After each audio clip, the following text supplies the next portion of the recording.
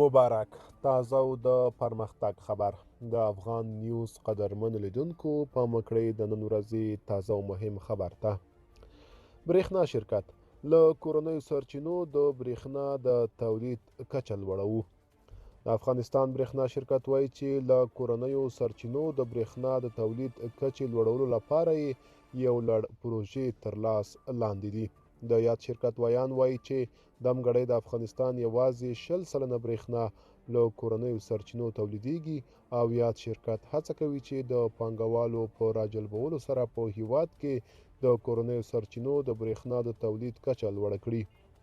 د برېښنا شرکت ویان وایي په نږدې راتلونکي کې به په ترخیلو کې د 40 میګاواټه پروژه، د وردګو د چک پروژه او د پنجشیر پر سیند د بند د جوړولو پروژه پلي کړي.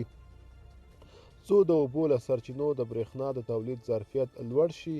د دغه شرکت په وینا افغانستان د 23,000 میګاواټه اوبیزه برېښنا د تولید ظرفیت لري. په ورته مهال د اوبو او انرژۍ وزارت وایي چې په هیواد کې د برېښنا د تولید 35 بندونه فعال دي چې له دې ډلې 22 لوی بندونه دي.